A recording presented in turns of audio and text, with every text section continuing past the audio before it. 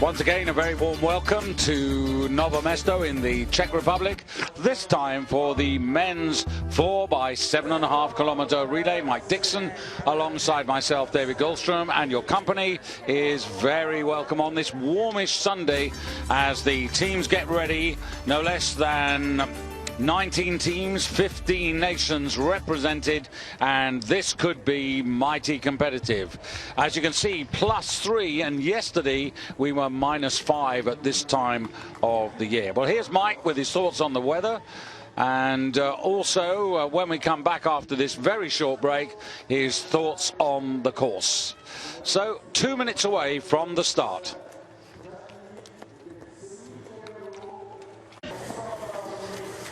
Almost afternoon in Nove Mesto, and here are the French team. The Pathfinder's going to be Jean-Marc Gaillard. Decent race yesterday, and this is a very open affair. This isn't only just about Norway. We can see possibilities for Russia, for France, for Italy, certainly. And one quick note here. Kalle Halvarsen under the weather after yesterday's individual race, and Quickland has come in to anchor the Swedish team. Norway, bib number 1, first man Shirota in picture, wearing the red bib as Sundby goes second, and for Russia it'll be Evgeny Belov, for France Jean-Marc Gaillard, Dietmar Knockler for Italy, Jonas Baumann for Switzerland, Andreas Katz for Germany, Jens Burman for Sweden. These are the Pathfinders, so sit back and enjoy the action with Mike Dixon and myself, David Goldstrom, because this promises to be quite a dust-up. It's going to be a close fight, without a doubt, David. The temperature rise 2 degrees since the women's race. Sun on the tracks, a little more stress for the Wags. And away they go on the first of their journeys. Like the women, it's a 2.5 kilometer loop, but unlike the women, instead of doing it just twice, it's thrice.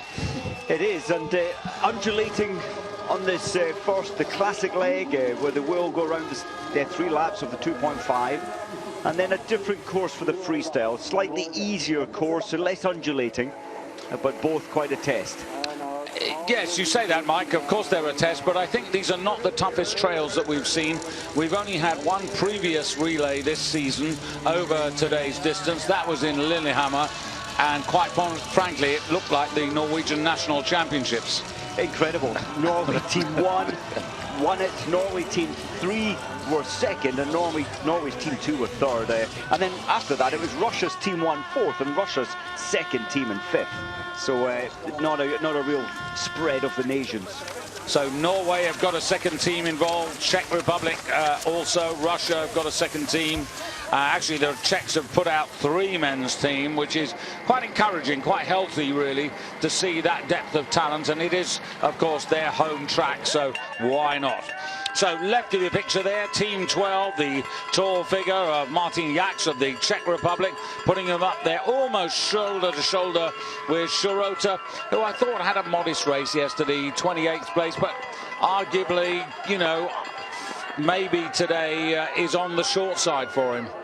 It is, and I think maybe they've put him early in case he did look a little flat yesterday. His sensational performances recently in the Tour de Ski, and he's looking a little, well, I was going to say a little flat today. It hasn't really started yet, but I think that's their concerns. Let's put Shirota out early.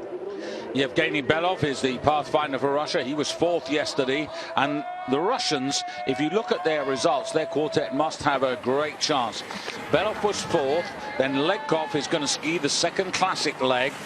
He was in 11th, then Chavotkin, this terrific find, great junior world performances last season. He was 6th, and Ustigov, who was on the podium yesterday, 3rd place. You mentioned Chavotkin. For me, he had the race of the day yesterday, David. Bib 16, huge amount of early snow fell, so the first 5 kilometers was pathfinding. He was breaking his way through the new snow. And there's Belov on the left of your picture, who's come right through. Extreme outside on the left there, that's team 10, Kazakhstan, Alexei Poltaranin. They put their strongest man on the first leg, obviously to put them in with a chance of a fight, but he is their strongest man by some way. And right at the back there, Team 13, Poland, Maciek Starega for Poland. But as you would expect, no great shakes, no great breaks. Everybody just finding their place, finding their position, finding their rhythm. Well to the fore there, Team 5 from Switzerland, Jonas Baumann. And this is what I really expected, Mike, for the first 2.5 kilometres. I think we may see this, the course profile, very unlike Lillehammer, where you had a 4-minute climb, and that allows the big engines, the guys on form, to destroy the rest of the field. Today, the undulations don't allow that. The field will catch up relatively easier than in the previous time we ran the relay. That is so right, because I remember right at the beginning of the season, everyone in both in the men's and women's division saying how unforgiving and how tough those individual and relay tracks were in Lillehammer. Just about the toughest on the tour. Yeah, very much so, and very, in terms of all the World Cups, Olympic Games, or World Championships courses, in a sense, in terms of relay and teams being able to hang on, this track allows it more easily. Of course, we don't do a lot of relays, so just a quick reminder of who's done what. Is charging up there, that's Andreas Katz of Germany, who has really zoomed in there. He just moved up the gears to get himself in a comfortable place, basically, as much as anything else. And you might notice on the left side, now that's the Czech Republic's second team, Razim, and if I'm right, yes it is, he hasn't got wax on the base of his skis. They're totally glide waxed, and he's going entirely on arm power. Okay, the first lap, survivable the second, really hurts the third lap. So if I rewind almost a year to Falun, Norway, the world champions, and then for the silver medalist in Falun, of course, was Sweden, but they haven't got anybody from that quartet in today's competition. The bronze medalists were France, and 3 of their quartet are in today's race. Fourth were Russia. They've got half of last year's team in the race. And fifth were Switzerland. They've also got 3 of those men. If I rewind a little earlier to Sochi and the Olympic Games, well, of course, it was Sweden who took that race. And again, there's no one from that triumph in their quartet today. Russia was second, and France were third. Again, 3 of the 4 men in the team. That's why I'm sort of just indicating that I think France could have a really good day. And then, of course, Norway, after the debacle of their women, their men, not even on the podium in Sochi. Biggest, second biggest sporting surprise in cross-country for me in its history. Unexpected. Again, largely to do with poor waxing. Who would ever believe that from the Norwegian team? I think they overcomplicated it. So coming into the stadium, having completed 2.5 kilometres, and everybody's there still, and this is really what I did expect. The tactics will come possibly just after the next changeover. Well, Germany, Katz at the front there, restless, and just getting a little of 10-15 metre break ahead. Yes, but they've got tabs on him. There you can see Belov on the right of your screen wearing 2:10. That's Polteranin for Kazakhstan. So this race has a long way to go and yet to develop in any serious shape or form. That was quick, 2.5 kilometres. Now they're heading out for the second rotation. It's only going to be, what, 18:45 handover time.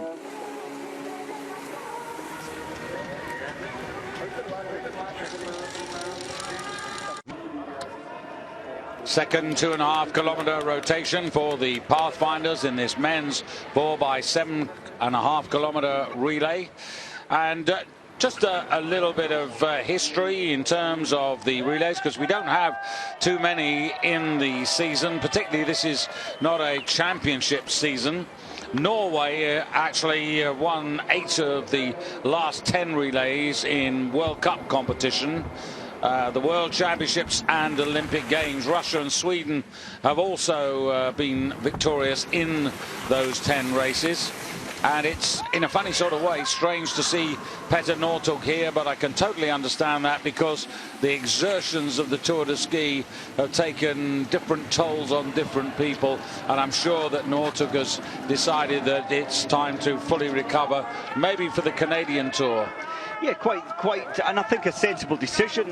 He's a long way off, in fact, untouchable for him to win the overall Crystal Globe this year. With the efforts of Sundby up front there, he's just destroyed the rest of the world. And Norway were the winners of the last relay here in Nove Mesto back in 2012, when their quartet consisted of Nicholas Dyrhaug and Eldar Rønning, Martin Jonsrud Sundby and Petter Northug. And they finished less than a second ahead of Russia and only 2.5 ahead of Sweden in third place. So Norway also, if you go back even further in history, back into 2003, it was the likes of Anders Aukland, Frode Still, Thor Hofstad and Thomas Olsgaard, legends. And so Nove Mesto, a happy hunting ground for Norway. But as Shirota in the red bib goes back into the lead with Belov right on his shoulder, might not be so easy this time. Well, look at all the teams twitching, just ready. Burman coming through for Sweden. It's a pity about Sweden and Harbison. You mentioned his poor health throughout the season, but Quicklund, with respect, he's about a minute 15 slower than over 15 yesterday. Obviously, it's half distance today, so an awful lot slower than Halvorsen, the replacement Quicklund. But I'm really impressed here with Baumann, a really positive attitude towards the start of Sweden's challenge, and this is good stuff from him, not afraid to take on perhaps the more favoured names. He looked impatient in the group. He wants his own stride. He felt a bit restricted, and that's why he's now really putting a surge of pace. Those double polling, as mentioned, maybe the second time round it begins to hurt. Third time round it's survival. Just on those smaller muscles from the arm, brings in the stomach and the back muscles as well. Yeah, you mentioned Anas Razim. That was the man you were referring to at the back there, and really having a tough time of it now. So Sweden up there. Belov has been there or thereabouts pretty well the whole race. Also very much to the fore, Andy Katz on the far side, just behind the red bib there for Germany. And Team 5, Switzerland, Jonas Baumann in there, doing a good job for the Swiss. If I said Swedish, I apologise. It's Jonas Baumann for Switzerland, and it's Jens Burman for Sweden. Unfortunately, they've decided to have very similar names. But Switzerland actually have been pretty good, 5th at the Falun World Championships last year. But of course, they lack Dario Colonia, who would certainly play a part in this, but he's sidelined with that muscle problem that was diagnosed in the Tour de Ski, and the word is that he's hoping to get back to Oslo for the 50. It was so unfortunate. Colonia was running in second place with only 5 kilometers to go, second last day of the Tour de Ski, and then all of a sudden he couldn't use his legs. This muscle in his calf really damaged, and he just had to use double poling power. Lost almost 3 minutes in the last 5 kilometers. So there's only really 2 who've dropped off, but remember, this is not the exchange. 5 kilometers done, they've got another 2.5. So now this is where decision time comes in, because who wants to hand over and give an advantage to the next man in their team in terms of classic stride and glide? And Belov in the centre there, keeping out of trouble. Shirota on the left there, trying to move up with the bobble on his head.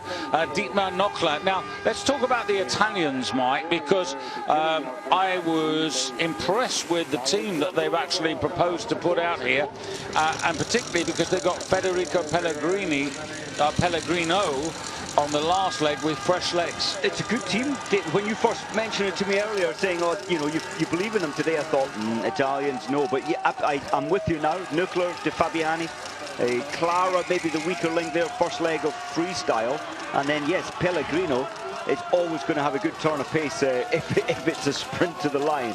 In other words, if they can keep Pellegrino close enough and not ask him to have to catch up too much, then he could be reasonably deadly towards the end of the race. Very much so. And of course, up in Lillehammer, the Italians were 6th. But remember, a Russian team and 2 Norwegian teams. And what I'm expecting, Mike, in terms of tactics, is on the second leg, when these guys get back into the stadium, Dietmar Knockler, who's racing for Italy now, who was 40th yesterday, but he's an experienced member of the relay team, is going to hand over to the young under-23 challenger, Francesco De Fabiani, who is a World Cup winner, and in classic style, he's a whole lot better than he is in freestyle. And I think if Fabiani can get in there, and De Fabiani can get in there, he will try to make a break to give as much advantage as he can to Roland Clara on the third leg. He's a specialist, isn't he, De Fabiani? He's all-out classic, much weaker in the freestyle. And these short, sharp hills, he's a very slender, light body weight. He's a mountain runner, a fell runner.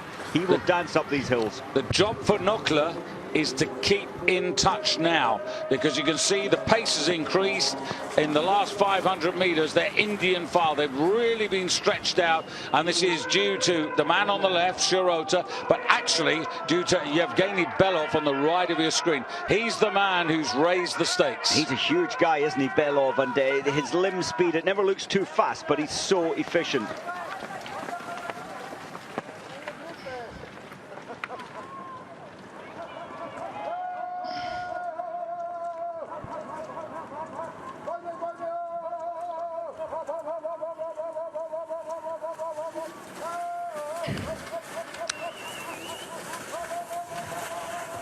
Moving up, Jonas Baumann for Switzerland again, determined to keep his team there or thereabouts.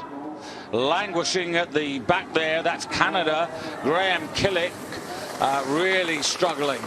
The pace has turned massively, David. The second lap was 8 seconds faster than the first lap, and I think we'll see this lap being 4 or 5 seconds, maybe more, faster than the previous. So Belov, then Shirota, then Polteranin.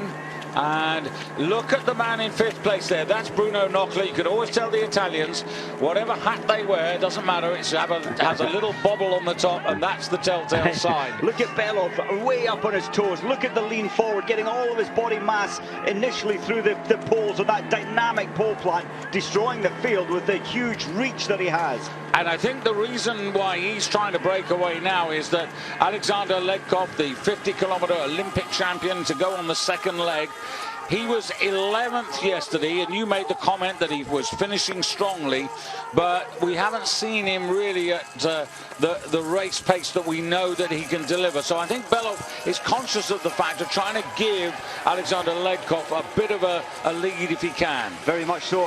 Gaillard, the Frenchman, beginning to struggle there, just losing some seconds on that climb. Might pull some of that back in this easier section. Yeah, Gaillard, who is going to hand over to Magnificat, yesterday's winner. And Belov has been caught. He hasn't broken away. And that's the problem. When you do that, you have to do it decisively. And Polteranin going through there, Knockler. Then Team 5 after that. That's Switzerland, that's Baumann. And here's the Frenchman looking a bit discoordinated there because he's under pressure because of the pace up front. He really is. And he skated around that corner. They have to be a little careful. It's classic. You're not allowed to skate too far around the corners. We saw a huge number of yellow cards awarded in the Tour de Ski for that little break of the rule. So Magnificat is going to have a job to do. Belov with his big size there, not negotiating as well as he might, but he's still got this advantage. And now, what is it, 120 meters to go to the changeover. So Yevgeny Belov, the man waiting for him is Alexander Ledkov. Shirota on the right of your picture is going to hand over to the tour leader, Martin Jonsrud-Sundby. Only second yesterday. Little shabby. No, I'm only really joking. Remember what he's been doing in terms of work this season.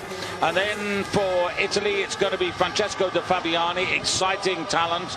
And for Germany, Katz is going to hand over to Dobler. For Switzerland, Uli Schneider will take over. But it's the Kazakhs who get away first, thanks to Polteranin, and it's Sergei Malishev. France 10 seconds off, so there's a definite lead group now. France and Magnificat's going to try and close that down quickly. Just possible, I think. You know, 7.5 kilometers. 10 would be better, but it's not. It's 7.5, so he's going to have to work his socks off. And so in picture there, Team 6, That's Andy Katz getting away ahead of the Czech Republic's Lukáš Bauer. And Lukáš will be comfortable in classic style more than he was yesterday in freestyle. Very much. Norway's second team, David, surprising me. That's a huge deficit, 26. But I did see Nygaard was struggling with the lack of grip on his skis. And an 18 minutes, 14 second handover time there for Russia. Belov, what a star he is. Another one of those well-developed and multi-junior world champion medalist. Yeah, this team, this Russian team, has got a great mixture of youth and experience, and it really, when I look at, you know, the championships ahead next year in Lahti for the Nordic Worlds and then to Korea for the Olympics, that team is still going to be very much alive and has to be a major player. But now you can see Martin Jonsrudsen be strong, double poling on the far side there, being pursued by Legkov. And then in third place there, that looks to be, is that the Swiss? Schneider, might well be. And just behind him was the Italian Francesco De Fabiani. Exactly, and Kazakh just tucked in behind Malishev. Now it looks to me like Sundby has decided to go without much grip wax, so it's arm power, and he's made a decisive break there very early on. Yeah, the others have got to be alert to this. And certainly Legkov, Fabiani wearing bib number 4 there, just on the left of your picture. He needs to really move up here, needs to get alongside that Norwegian. And you can see Team 5 here, Switzerland, Uli Schneider, really good start from him. Well, everybody appears to be opting for the waxless. Magnificat there, just using arm power. Everyone arm power on this section. And Jonas Dobler, who has taken over from Andy Katz, and then this is the Czech Republic, Lukáš Bauer in picture. He's being shadowed by another Czech team there, teammate Miroslav Ripple. And they've got some work to do, but the race has quickly taken shape here with Norway pressing, Switzerland second, Russia third, Italy fourth, Kazakhstan in 5th place. Shows you what a good job Polteranin did on the first leg. Oh, great job, and Jonsrud at the front. I thought he might allow himself some settle into the race time, but not at all. He's gone out, and he's gone out at a huge attack, and he really has sorted the men from the boys very quickly in this race.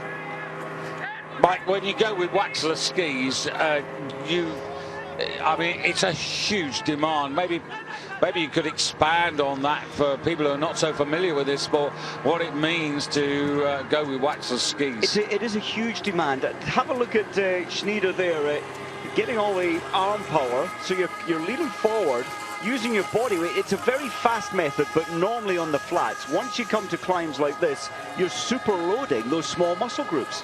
You're all the upper arm, shoulder muscles fatigue very quickly. And this is the big change, David, over the last 8 years, 10 years. Since Northug showed the world what arm power can do, everyone's followed. So it now is coming in so much more strongly in cross-country skiing. There's Lukáš Bauer using wax. It's possibly, at this stage in the race, a little slower with the tracks being glazed.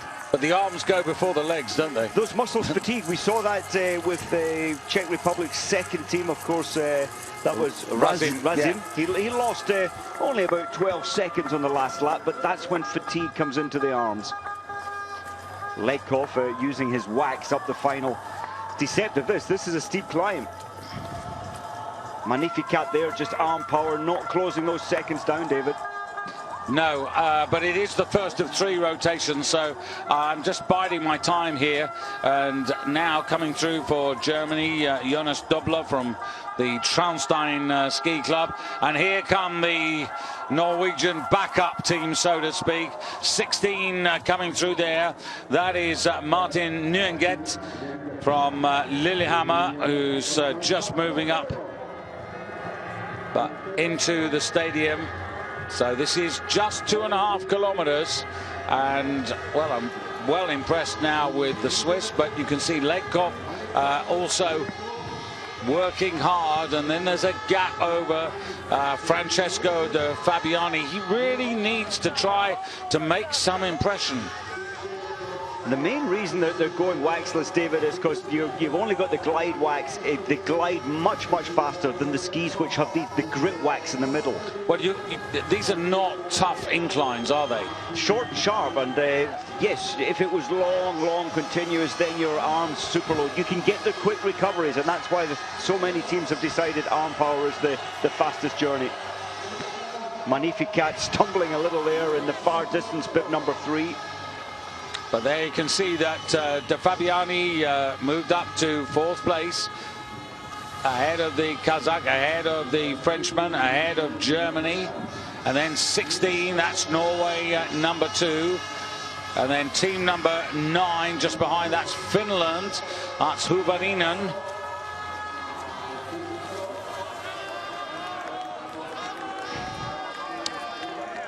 Sundby well clear.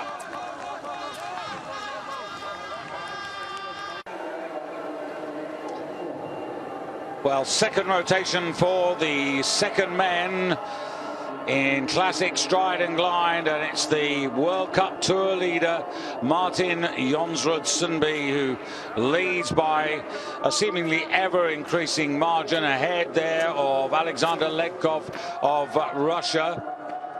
And then in 3rd place you've got the Swiss, that's Uli Schneider, but he's really coming under pressure now. Just behind him, Kazakhstan and Italy, and then a gap to the French and Mike Magnificat. Well, the victory yesterday, it was special for him. He dug so deep, and he said it was really good to have started exactly 1 minute behind Sundby. He had all the readings. I think today he's suffering from that huge exertion yesterday. Not quite his former self. I know classic isn't his strength, freestyle is his strength, and I was a little surprised the French put him on the second leg. He's an out-and-out freestyle, and he won yesterday over 15K. Yeah, I think they've made a judgment call here that Magnificat could hopefully keep them closer. I think they hoped that Jean-Marc Gaillard on the first leg wouldn't have lost quite so much distance here, but well, this is no surprise to see Norway out front. But what about this man? I mean, defended his Tour de Ski title yet again. Now, what's that, 3 in a row? 3 in a row, never been done before. It showed only 1 day of weakness, David. The 8 days of racing in the 10-day period, he had 1 bad day, and the next day he came out, there was a day's rest after that bad day. He came back the next day and destroyed the field. And 1,502 points in the season-long World Cup individually. And his closest pursuer, yet another Norwegian, Finn Hågen Krogh, 917 points. So he is over 5 races clear of his closest pursuer. And then Northug, 801. I mean, that's 7 races behind the Tour leader. It's incredible. You know, we've seen so many big names, greats in cross-country skiing. Gunde Svan, Dali, many, and prior to that in the 60s and 70s, Sixten Jensberg. But I don't think we've ever seen anybody giving so much every single day, destroying the fields every single day. As this man. And Mike, we've seen this man get under the weather. We've seen him get a little bit sick, but he seems to have the ability to recover relatively quickly. Remember, he does. But remember last year we said, how does he keep on doing this? But when we then went to Sweden and the World Champs, he didn't. No. The major championships is his only Achilles heel. He's the favourite going in, and I think he exhausts himself in World Cups, that he doesn't have the spark for the majors. And that's perhaps the signpost for next year, that he really needs to think about his season-long tactics. But this year he doesn't have anything to worry about. He's won the Tour de Ski, and I'm sure he's going to be up for trying to win the Tour of Canada, which begins right at the beginning of March. But here, all on his own, here is Jonsrud Sundby.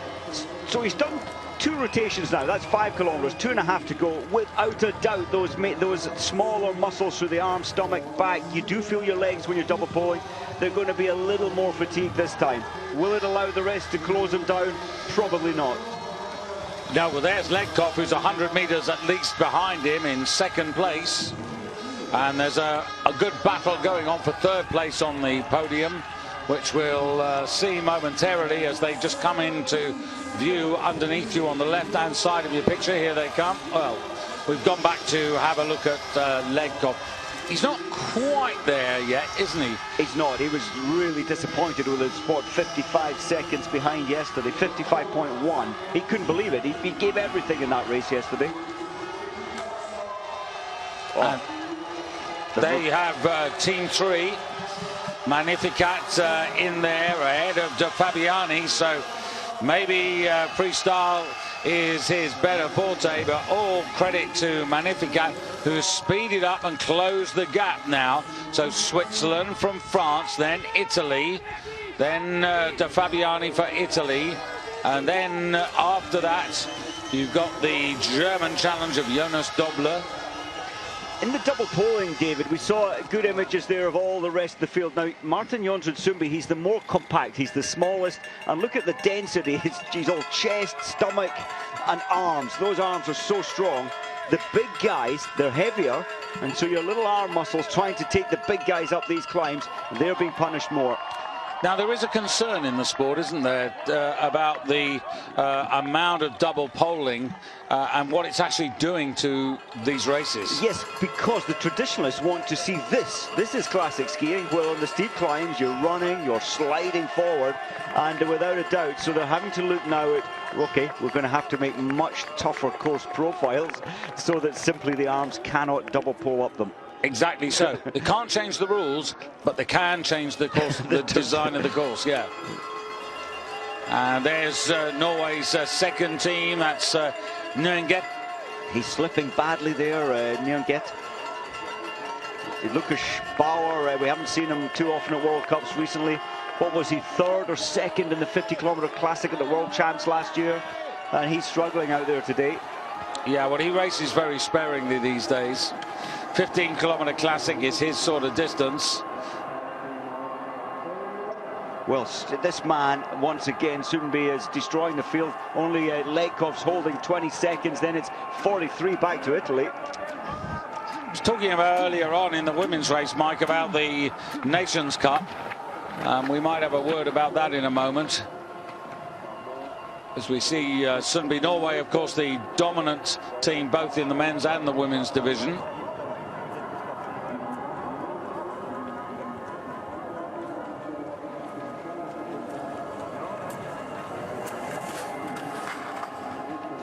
Yeah, I've just managed to pull those points up. When you look at it, Norway's men have accumulated before today 6,884 points. Russia are second in the men's rankings, 2,763. I mean, they've scored twice as many points as Russia. And then if you look for the third nation in the ranking, France, 1,527. Incredible. I mean, it just shows you what the likes of Sundby and his teammates have been doing since late November. Quite incredible. This hill, I've been up and down up this hill many, many times. It's not an easy climb. Of course, on TV it always looks quite easy, almost flat. It's absolutely nowhere near flat. And for this man, Sundby, to be so fast up this hill, only using this technique is quite unbelievable. He's built a lot of this in the gym and on the fjords in Norway, double poling on roller skis in the summer. So he's been there before. And there's the leg power of Legkov. Yeah, it's difficult to know when you're at Legkov's stage in his career. You can't just put in season after season after season. You've got to have a come down, haven't you? And then you rebuild up to peak. And I suspect that this is the season where, yes, he's working hard because he has to maintain his fitness and also to give him a barometer as to where he is in relation to his major competitors. But I would expect him to step it up for next season. providing he stays fit and well. And then leading up, 2 years to the next Winter Olympics. I think he's frustrated, Legkov. He's trying everything in his armory to better. There's Schneider now. He stayed with the pace the first lap, but he's a huge, tall guy. His arms don't look overly muscled, and he's struggling through those arms now. Yeah, likewise, you can see Kazakhstan, Malishev also suffering. But Jonsrud be well, he's used to this, isn't he, Mike? Whether it's a relay or whether it's an individual race, he's quite happy being out on his own. He picks up, you know, from the coaches the splits and the advantages. So he's just got this phenomenal mindset. He says, you know, why would I train 1,300 hours a year, physical hours that is, and not want to win every race? So he's programmed himself to win everything if he can. So coming into the team today, and this is interesting for freestyle, this is Matthias Rundgren, who's going to take on the first of the freestyle legs. He was a respectable 12th yesterday. Sundby was the best of the quartet yesterday. Krog was third, and then Rundgren was 12th, and Shirota was a disappointing 28th. But very interesting to see now. And they might have been conscious of making sure that this young man had a decent amount of advantage. Yeah, I think he's a fairly safe bet. You mentioned his result yesterday. That was an early bib number, but he was also in Team 2 in Lillehammer and did very well there when they came second. But the interesting thing is Legkov is going to hand over to Chavotkin, who had the race of his life yesterday and was in 6th place. But what you can't tell is how much is left in those legs, because yesterday was a magnificent effort. It was an astounding effort for an early bib number. But I think Chavotkin is one of the best finds we've seen for a long time. I think he's going to change the top of the field. He's still a young guy. He's going to improve. So 28 seconds, that's what Chavotkin has to do. And they're going into, well, almost going into advantage there. Francesco De Fabiani, for me, a little bit disappointing. It hasn't worked out. I thought he would have been looking to give Roland Clara, who's just taken over, a little bit more of an advantage. And Clément Paris for France has just taken over from Maurice Magnificat. And who else was in there? Germany now will be Florian Notz. Switzerland will be Codan Pearl. And Codan Pearl away there in the black race suit. You can see that Schneider suffered.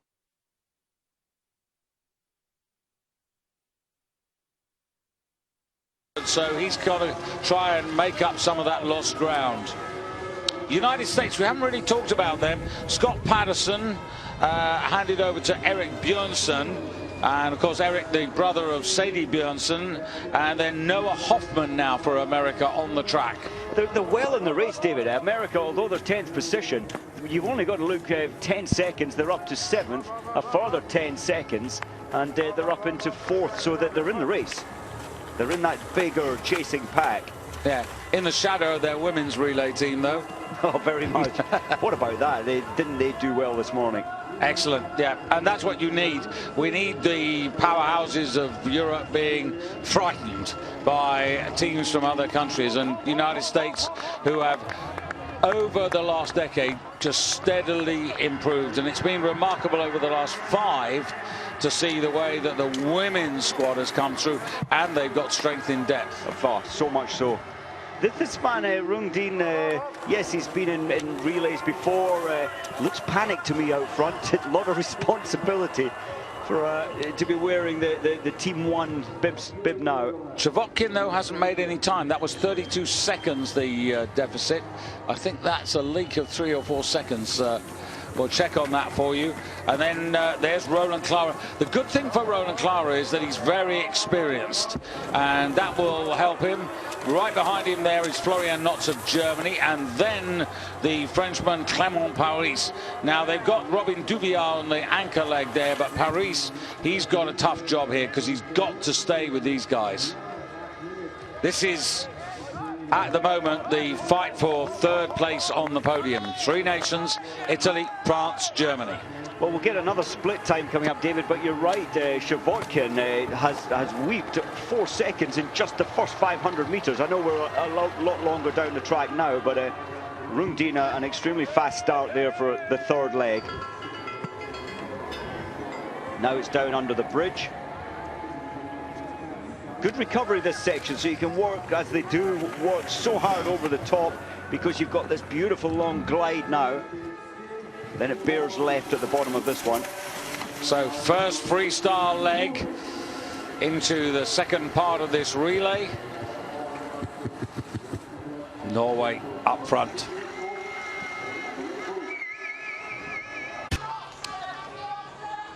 Well, not much change at the moment. It's still Russia chasing Norway. Here's Chabotkin, and he's a powerful young man. He is going to get stronger and stronger, and 32 seconds is the estimated deficit. But remember, this is only the first of 3 rotations here. So Rundgren still with the advantage. Interested to see what Chabotkin can do. Can he do it, Mike? Because not only did he start early, but he had that heavy snowfall, which would have made the journey that much more grueling yesterday. I think yesterday must have drained him, actually, David, from bib 16 and Chabotkin in all that heavy snowfall for the first 5Ks, but to finish 6th position was outstanding. Now, we'll just give a check on this, because I've just seen Noah Hoffman on a real charge for the United States.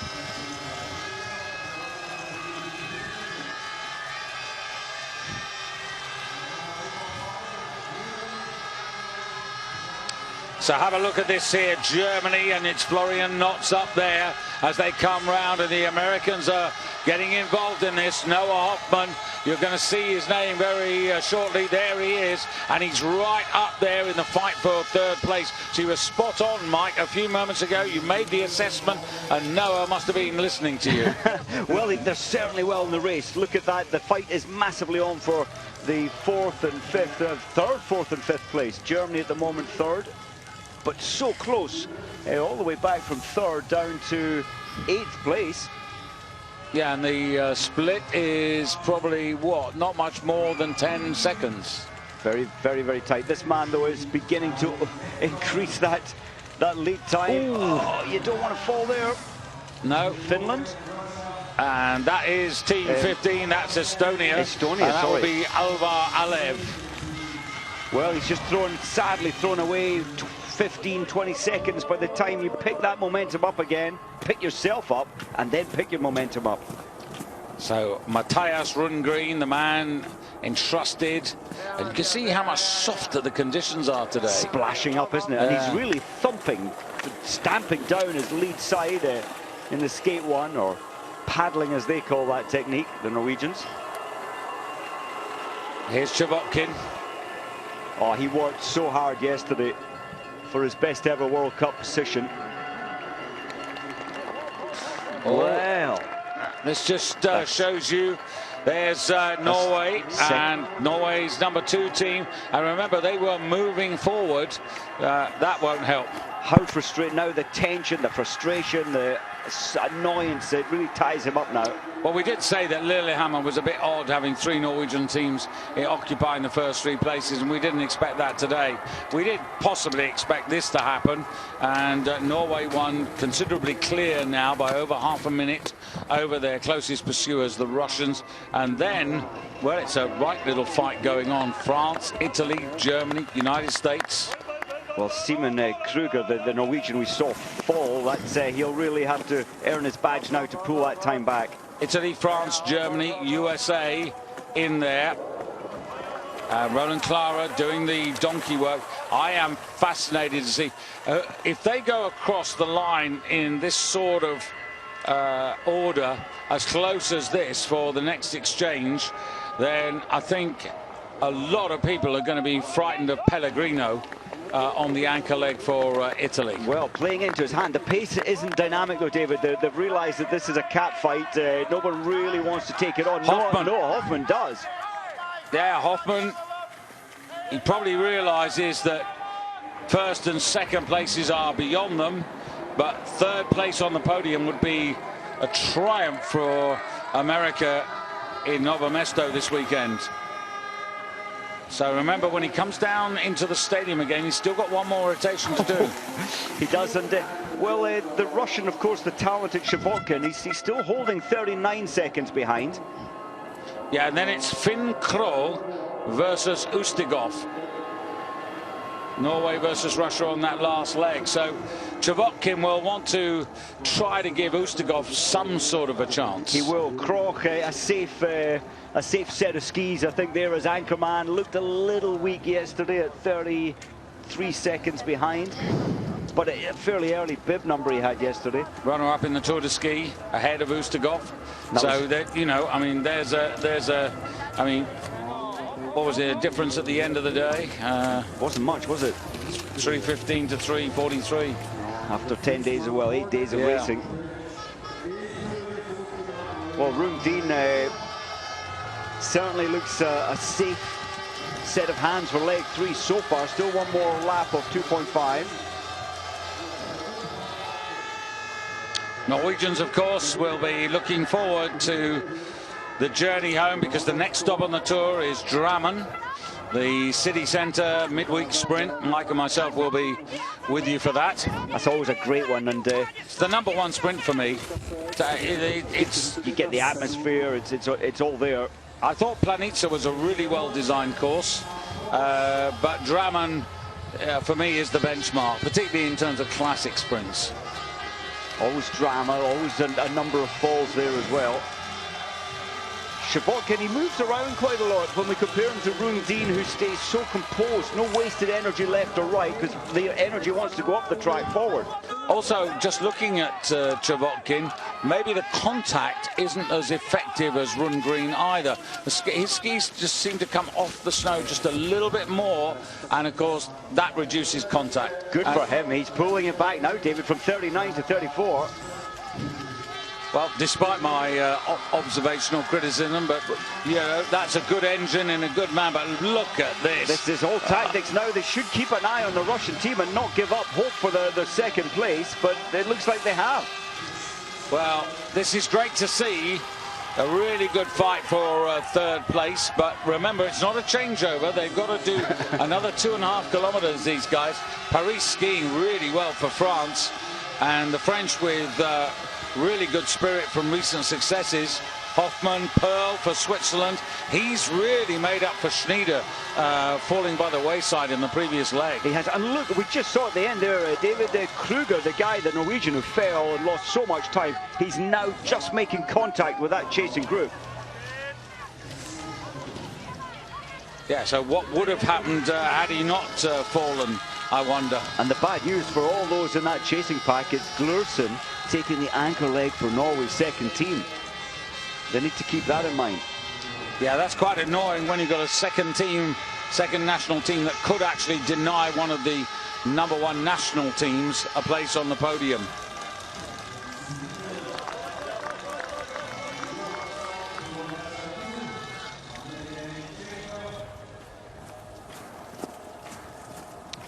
So Rundgren up front, and you just saw Finland there. It's a woeful situation for them. I do feel sorry for them, but what on earth are they going to do to get any sort of a men's team together for next season's World Championships? Just gets rid of the hat and the goggles and everything, and now it's down to business. Off to the bad side. He's going through pain, he's irritated, he's thrown his hat off. Yes, it's +3 degrees here, and all the time Chavotkin is getting the information that he's closing ever so slightly on the Norwegian.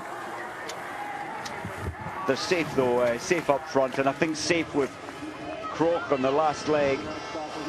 Finn Hagen. Chavotkin skiing nicely. He's a fighter. His main strength is the fight that he gives. We saw that in Almaty at the Junior World Champs last year. So they're taking this more seriously now, David. Italy taking the initiative, Clara. Yeah, Clara being followed by Paris, then Noah Hoffman. Then you've got Switzerland's Kurt-Anne Pearl in the black race suit, and right behind for Germany is Florian Notz now. But the pressure is really on. This is the final rotation, and now, of course, what will be in Clara's mind is, I need to help Pellegrino as much as I can. And of course, what Clara will be thinking of is Robin Duvillard, who will be on the anchor leg for the French team. Pellegrino versus Duvier. Well, if Pellegrino can live with the strength of Duvier, then he should be able to out-sprint him when it matters most. Very much. And this break all started because they sensed, well, they knew that Kruger, the Norwegian, was just about to make contact, and that's the time to turn the pace when an athlete's just bridged the gap, then go fast, and you kind of break their spirit. And Noah Hoffman looking a little frantic there. There's the Norwegian #2 team going through. I think Hoffman's used an awful lot of energy in closing the gap, and now he's paying for it. Big time. We saw Canada chasing Norway as well. Their big Len Valjas. No Alex Harvey in the team, so obviously yesterday took too much out of him. 7th position he was yesterday. I did expect him to race today. By the by, apologies for this, but we should have let you know that actually Austria never started the competition. Not that I think they would have been a particular force in this. No news, obviously a health issue and no replacement to jump in at short notice for the Austrians. No, it's probably one of them. We don't know which one who was under the weather, and that really ruled them out. And here's Rundgren. Well, he's done the job, Mike, hasn't he? He's got them home, and he's now going to hand over to Finn Hågen Krogh. Yeah, I think a very good job done there. He went out quite fast, though, didn't he? As if he was panicking a little initially, but didn't need to. What I really would have liked to have seen was Finn Hågen Krogh versus Pellegrino with 200 to go. I don't think that's going to happen. But Finn, very good effort in the Tour de Ski. Last year's dominant man in the individual sprint standings, won that World Cup, that Crystal Globe. And he had a little bit of, you've got to run with your luck, but he had some unlucky days in the Tour de Ski. In the sprints where he'd normally shine, he had a fall, little issues. Well, he gave everything. Here's Chevotkin.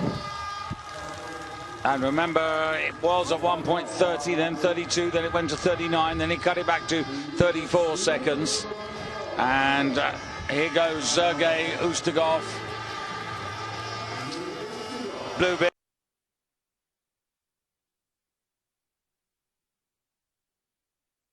Final leg, the anchor man, Ustugov. Excellent third yesterday. And this man is now a mainstay, but this is where the real interest is. Germany's Florian Notz mixing it up there with Paris of France, and also in there Roland Clara of Italy. And the nerves will be jangling here. France on the left, Germany in the middle, Italy on the right. And you know what? Norway's second team are going to get right into this wonderful effort there from Kruger. Yeah, and that's the last thing the three on the right of your screen really want. And also the fact they didn't go with the initiative, they didn't punch it hard from the go, so without a doubt, Glorsson's going to make contact immediately. What a man, what a performance there from the 21-year-old Chevotkin. Yeah, the interesting thing about that, Mike, is though that, you know, it looks as if Glorson could take that he might take that third podium spot away from all three of them. I think that's my serious thinking, that he will. Which it would be unfortunate. Norway 1 and 3. Mind you, Pellegrino in there. If anybody's going to take on Glorson, Pellegrino will. No, it's not over yet. No. There's a lot of there's a lot of snow in between. Can Ustugov make any inroads into Finn Hågen Krogh? Krogh went out very calm, David. Very much in control of his pace. So Germany leading France in the yellow and blue. Then right behind is Pellegrino, bobble hat. And then Norway, #2, Glorson. And then Switzerland just falling back there. Tony Livers, excellent race from Tony Livers yesterday, top 10. Yeah, that brilliant performance. He's reinvigorated. He's found his old fight back. Yeah, lives in Davos, has the benefit of altitude. There's no altitude here, a couple of 100 meters. And actually, the problem here is that, you know, they're not going to catch Ustugov. These guys are all settled for a fight for third place there. And Switzerland just closing up there. Tony Livers as well. Kurt and Pearl skied a pretty good leg because Schneider faded in the second classic leg, so well done to them. And that's the Swiss team, David, without their trump card, without Cologne, so they're having a great day.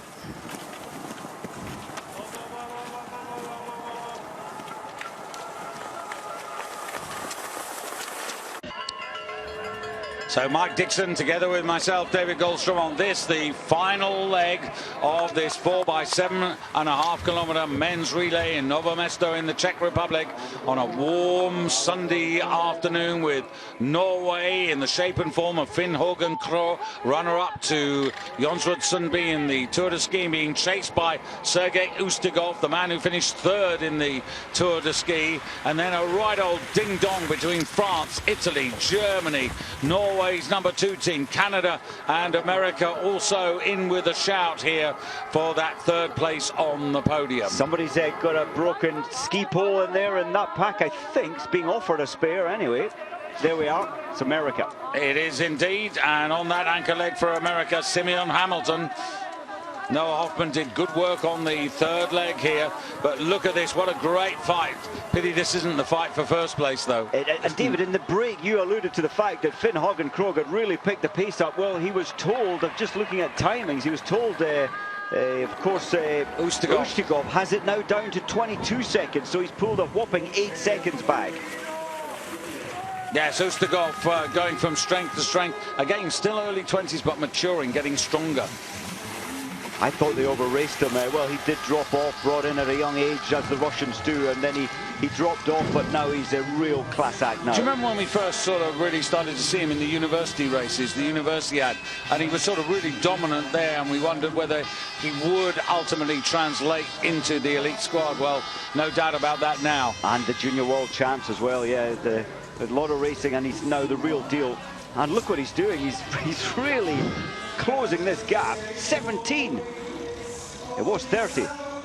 So 5 kilometers to go, and Sergei Ustigov has halved the deficit here between himself and Finn Hågen Krogh. Can you believe this is a race? This is for third place. Nobody wanting to take it on, wanting to attack too early, because it is really a tactical race now. Well, I've got to tell you that plays surely into the hands of Pellegrino, because Pellegrino can be economical and he can save his energy, and then he can just think about, you know, the last 1,500 meters of the race. If it remains at this, it's not going to remain at this pace, but yeah, he'll be feeling good. He's the man who's shown that he has a 6th gear when it comes to the sprints. So he can sit, if he can sit on people's shoulders coming through that Wiesmann arch, dropping down into the stadium, it's going to take a good man to hold him off. It is. I think Glursen, who's good with the big names in there, I think Glursen has to take it on to, if he wants third, he has to go from quite a long way out. Now they've got 5Ks to go. Couple of seconds between this bunch. Oh, but the pace, they're reaping seconds all the time to the lead. Well, there's Glursen making a move now, just positioning himself. Well, that is the question, isn't it? Someone will realise that Pellegrino's a danger. So far, they've given Pellegrino an easy ride. Now, in this second leg, 2.5 kilometres, is somebody going to put the pedal to the metal? Absolutely. It has to happen a long way out, I think, for the fear of Pellegrino's sting finish. But it's still 5Ks for that group to go. Yeah, but remember, you know, Pellegrino, fresh legs as well. Didn't do yesterday. Hey, well, he's going to be feeling good. The longer this stays slow, the better for Pellegrino. But Glursen is, someone had to take the initiative, and I think it had to be Glursen. Yeah, Dubiar right behind him there, and Thomas Bing for Germany, about 4 back. And Simi Hamilton, the American, with that new pole, he damaged his other one. He's looking very comfortable. What, 1/5, 6th from the front? And he's a decent sprinter as well. I wouldn't say he's better than Pellegrino, but he's decent. He's up there. I'm just wondering, Glursen, you just feel is going to attack at the right moment for him. Now, Finn Hågen has been told the gap is seriously closing. Pick it up. And he's frightened. He's looking over his left shoulder. I'm just thinking, Mike, about the sprinting thing. Pellegrino, Finn Hågen Krogh is 2nd in the sprint rankings. Ustigov is 3rd in the sprint rankings. So Simeon Hamilton's down in 12th place. So that's decent form here, and Ustigov is going to be relentless.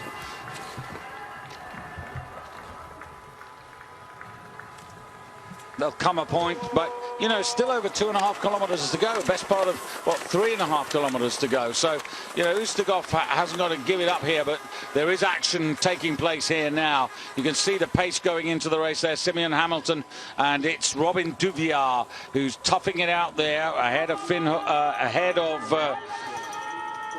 Glersen. Simeon Hamilton, another pole. He obviously wasn't happy. It wasn't the right length. The previous one he got, irritating for him. Canada at the back of that little group there. Duvier, this is the only thing that Duvier can do. He doesn't have the sprint speed. He's got to try and break the likes of Glersen and Pellegrino. That's his only chance. Take the sting out of the legs, and I agree it's a long way out, but he has to keep that pace strong. I still don't think he'll get rid of Glersen. I don't think he'll get rid of Pellegrino either. No. So good aerodynamic tuck, stepping round the corner, letting the skis run as he comes back into view of the public here, and this is looking better. He's now looking a lot stronger. I like the way that he's skiing now, because he's actually putting a lot more effort in, but you can see why, because actually Ustigov is closing with every skating step here. And this isn't so much about skis, this is about physical strength. It is. I love the way Ustigov, his technique, his skiing, he keeps the arms quite wide, keeps the hips forward, and gets so much energy down through the edge of the ski to propel him forward. Interesting, his head just sort of bobs to the side, doesn't it? 80 meters.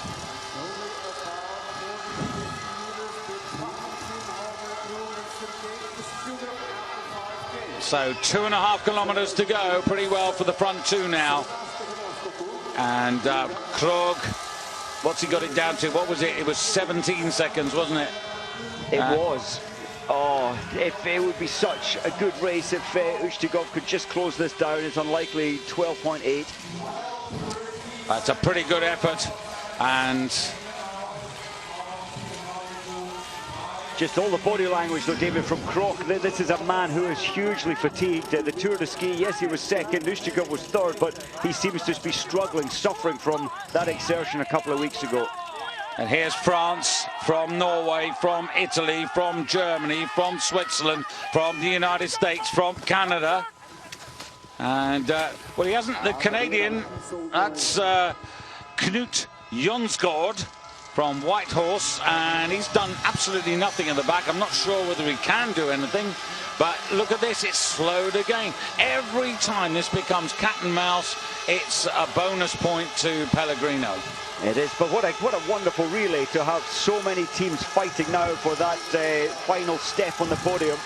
Pellegrino in second place, just goes ahead of Duvier, who hasn't broken them. He might have one more chance. You only really in this sort of race have one, possibly a second opportunity, but I think that Glersen and Pellegrino's where he wants to be. He doesn't want to lead, he just wants to sit on the shoulder of someone. And throughout the history, haven't they been good at doing that? I'm thinking of the 90s, the 80s, the 90s, and the relays.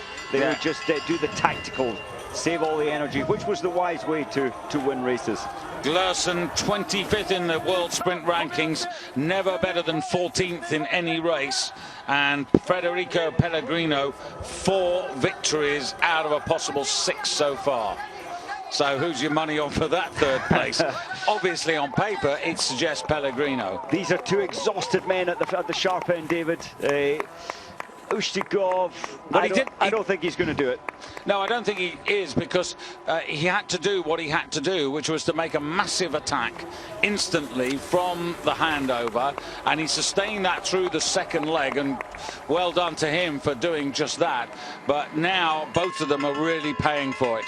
They are, they really are, and Skurota has been told by the coaches that he has to keep the pace up, and that's exactly what he's doing.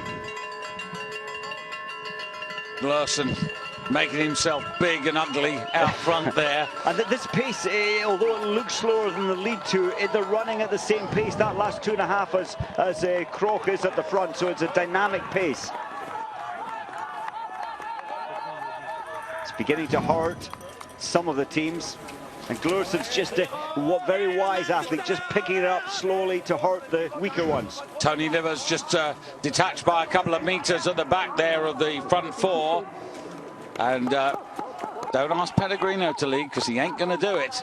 Now Duvier, here comes the second and last attack. This is what I thought he'd have one more go, Mike. Well, he's going wide. He has to go wide because Glursen's on the inside. And Glursen, you expect, will try and jump straight in behind him.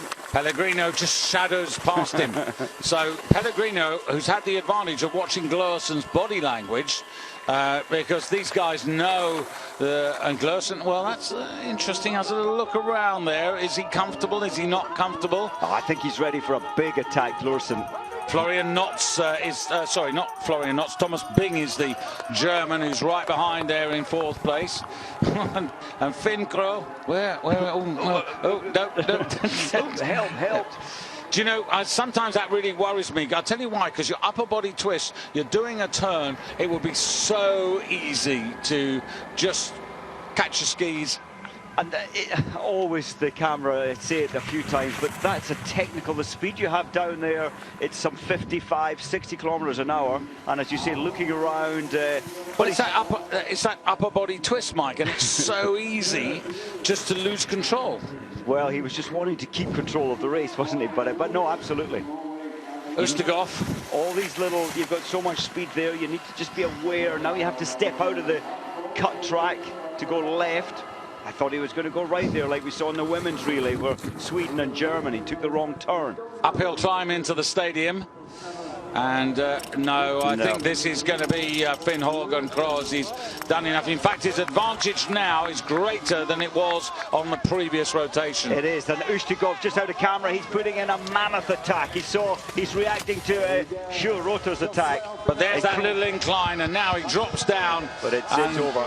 No, he's not going to lose this from here. And so Schirota, Martin Jonsrud Sundby, Matthias Rundgren and Finn Hågen Kroh are going to make it a relay double for Norway. All credit to the Russians, Belov, Ledkov, Chabotkin and Ustigov. They will finish second. And the real appetizer is just a kilometre away. And we need to get back to this fight for 3rd place. It's all lovely watching these guys, but let's get back to 3rd place because this surely is going to be a sprint finish coming in. Yes, I know he's tired, I know he's empty, but please, Mr. Director, let's get back. Here we go, and this is the incline here, and Pellegrino with the bobble on the hat has gone there, and chasing him is Thomas Bing of Norway, Glursen in 3rd place, and then Robin Duvier. Behind him there is Tony Livers, and it's Pellegrino. If he gets to the top of the rise, he's going to get the podium here for Italy, because surely nobody's going to catch him on the flat. And here he goes, moving up the gears here. Pellegrino sprinting, waiting. Glursen coming late now, but has he left it too late? And it's Thomas Bing holding off Glursen. 3rd place goes to Italy. Pellegrino, they played the ace and they did it to perfection. Well, and Glursen got himself blocked out by Germany and Italy. He got his placement wrong with 300 to go.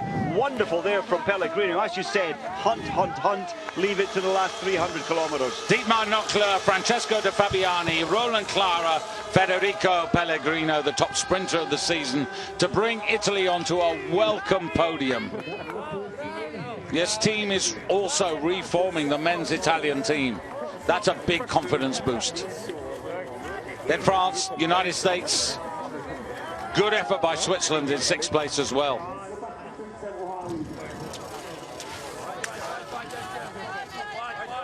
So Finland to come home, and Team 12 there. That's the Czech Republic. The team of Martin Jax, Lucas Bauer, Michael Novak and Petr Knop on the anchor leg. But Finland, the best part of 2 minutes off, and I'm not sure. Okay, they haven't got Järvi, they haven't got Nusiainen, but the main thing is they're next generation talent isn't coming through. It's not. Czech Republic, best team, 209 behind, got a huge cheer as expected, but they're a long way off at the races.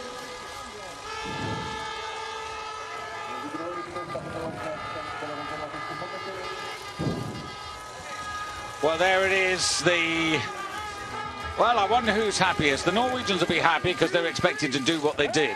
The Russians, they're in second place. But for me, well, a little tagliatelle and a little red wine for the Italians, I think, at lunchtime here. Because I think that, in its own way, is the performance. Yes, like the Russian team, this is a team that's growing in stature as well, with the young and talented Shabotkin, Belov's still a young guy, Ustigov a young guy. This is a great team for the future. And it's fair to say that Sweden have got they've never had their main guns in there today. So the Olympic champions will see in reality what happens. This happens actually in World Cup cross-country relays from time to time, that certain countries are not, for one reason or another, able to field their strongest talent. But you know, with the World Championships last year of Falun and Sweden doing so well, taking away many of those gold medals, in men and women, they really have collapsed this season, partly through health, through injuries, but they really haven't been at the races. And Sweden down in 12, 218 behind, they won't feel good about that. It just could be that Sweden, for whatever reason, in part health and sickness and that sort of thing, but in another part just having a calmer season, and then they're going to come back with recharged batteries for next year, and then, you know, try and sustain that into the Olympic Games. But I have to agree with you, Mike, you know, it's a tough task when you drop that far away. I think it's worrying. What very Olsen, remember as well, retiring after his gold medal in the 15-kilometer free. Halvarsen, who certainly hasn't been fit. Heikkinen, who's not really shown up. Helner, yeah, not at the races at all. And where's the next generation? Rickardson as well. It is a worry. It is a worry if you're a Swedish cross-country fan. And the traditions of Sweden, well, with Norway, they're in the same bracket as Norway historically in relays, right? Just about, certainly at the major championships, the Olympics. But just to reiterate, today has been 4 by 7.5 kilometers. When we come to the World Championships and indeed the Olympics in Korea, it reverts to the championship format of 4 by 10 for the men. So a double for Norway here, Mike. They've stamped their authority. They've been pretty impressive. Russia continuing to make progress, and a welcome change of fortune for the Italians, because they've got an ace in the pack. That's a great team confidence building performance today for the Italians. The race was kind to them in a sense. There was this big group for the third place, and it was always, as you said, down to tactics. If Pellegrino could live with the pace, which he did with ease. If they had another classic skier, which would allow Magnificat to go on the first freestyle leg, I wonder whether that would make also a big difference to their challenge. You just never know, do you? But well, France down in 7 at the end and 59 behind. Yeah, that's still not a bad performance by the French, who are seriously in good form. Now, I wonder whether we're going to get a chance to get a word or two from the Norwegian winners. Good relay. It was a very good relay. It couldn't have come sooner for Finn Hagen there at the end. He was exhausted.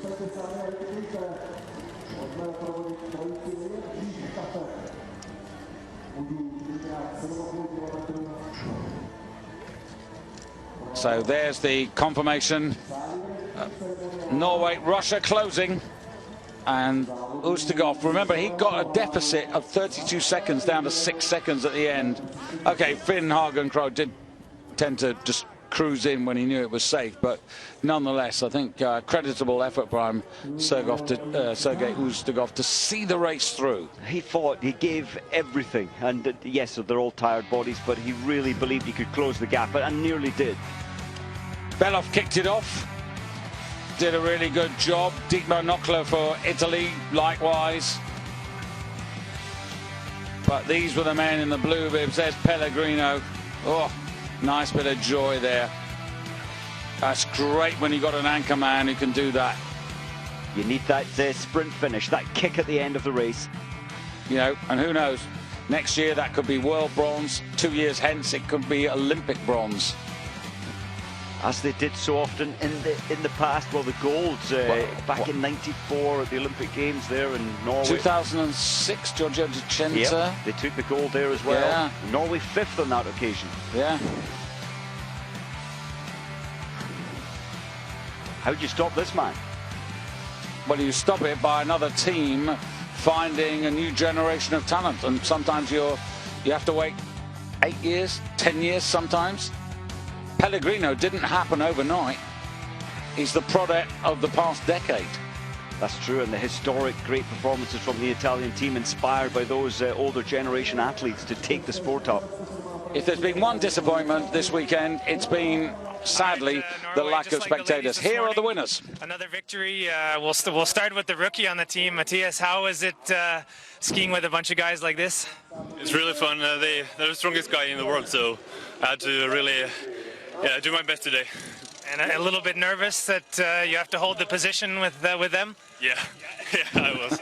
Yeah. And they will still speak to you, I'm sure. Martin, how was it? We had discussions before the race whether guys would double pole or not, and you showed that it was possible. Yeah, luckily for me, everybody else didn't think it was possible, so too bad for them, but I had a good day today, yeah. Maybe one of my strongest races ever, so I'm happy. And Finn, you let Russia get a little bit closer. You're in control the whole time. I did not felt that I had control. I was really tired from yesterday, so I woke up this morning and really didn't want to race, but and with these guys it's just the win that counts, so I felt the pressure, but the last lap was better than my first lap, so I felt better and better for the day, so it was good in the end. You're too honest. You could have said you were just playing. Sure, solid lead off for you. It's always a bit of pressure to lead off a team that's favored to win. Yeah, for sure, but I've gained some confidence in Classic this year, so yeah, it was fun to race. I didn't have the guts as Martin to double pole, but yeah, I'm satisfied with my race and for sure with a good team. So. All right, well, congrats, guys, and welcome to your first podium. Thank you very much. Thanks. I like that. Didn't have the guts as Martin to double pole it. But there it is, Norway dominant again in the Team Nation Cup standings. Hope you've enjoyed the action from Nove Mesto yesterday and today. From Mike Dixon and myself, David Goldstrom, thank you so much for being with us. We appreciate your company. Enjoy the rest of your day, and we look forward to your company in Drammen for the cross-country sprint of the season in the coming week. For now, though, bye-bye from Nove Mesto.